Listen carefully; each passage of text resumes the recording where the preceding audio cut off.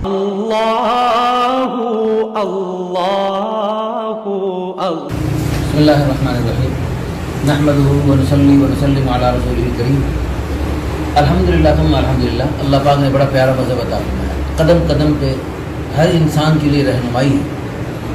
کسی بھی انسان کو، کسی مرد کو، کسی عورت کو، کسی تاجر کو، ذمہ دار کو، دکاندار کو، بادشاہ کو، فقیر کو، کسی کو بھی اپنے رحم و کرم پہ نہیں چھوڑا، حالات کے رحم و کرم پہ نہیں چھوڑا، قدم قدم پہ ہر انسان کی رہنمائی۔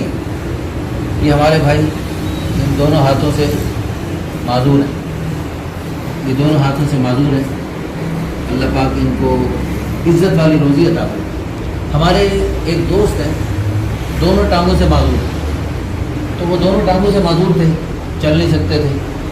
اب ایک یہ تھا کہ وہ اپنی بھیک مانگنے والی زندگی کا آغاز کرتے اور ساری زندگی بھیک مانگتے مانگتے مانگتے وہ دنیا سے چل بستے، ایک یہ تھا راستہ۔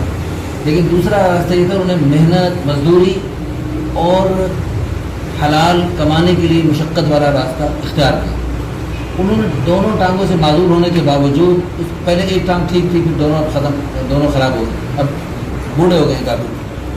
ہمارے دوست ہیں شیخ ریاض صاحب۔ اچھا، پھر انہوں نے کیا کیا، انہوں نے گاڑیاں دھوئیں، رکشہ چلایا، ٹیکسی چلائی، اور پھر محنت کرتے کرتے پھر وہ پاکستان سے امریکہ چلے گئے، اور امریکہ میں جا کے انہوں نے ڈرائیونگ کی، اور بڑی مشکل ڈرائیونگ کی۔ اور وہاں کے وہ جب لائسنس دینے لگے تو وہ حیران ہو گئے۔ انہوں نے کہا، یار تم معذور ہو اور ایسی ہمت اور جرأت، کہتے تم ہمارے پاس ادھر رہو اور ہمارے نوجوانوں کی تم تربیت کرو اور ان کو تھوڑا سا ان کو غیرت دلاؤ کہ تم معذور ہو کر اتنی ہمت کے ساتھ تم کام کر سکتے ہو، تو ہمارے ٹھیک ٹھاک وہ سستی کرتے ہیں۔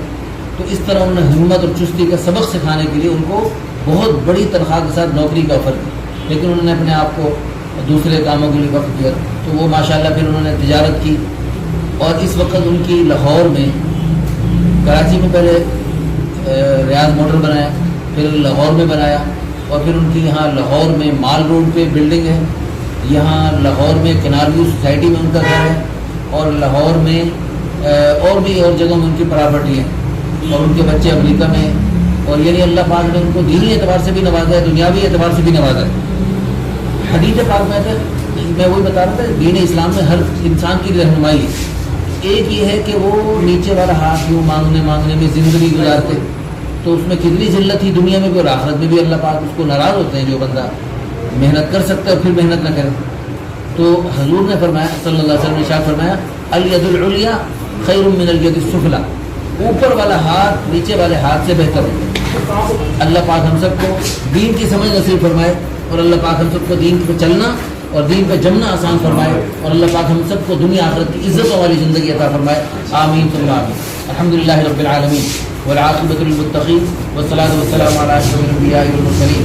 ربنا آتنا فی الدنیا حسنہ وفی الآخرۃ حسنۃ وقنا عذاب النار۔ ربنا هب لنا من ازواجنا وذرياتنا قرۃ اعین واجعلنا للمتقین اماما۔ یا اللہ، دن دگنی رات چگنی ترقیاں عطا فرما، برکتیں عطا فرما، خوشیاں عطا فرما، پوری امت کے حال پر رحم فرما۔ جہاں جہاں تیرے حبیب کی امت جن جن پریشانیوں میں گری ہے، سب کی ساری پریشانیاں دور فرما۔ ربنا تقبل منا انک انت السمیع العلیم وتب علینا انک انت التواب الرحیم۔ صلی اللہ علی النبی الکریم وعلی آلہ وصحبہ اجمعین برحمتک یا ارحم الراحمین۔ اللہ اللہ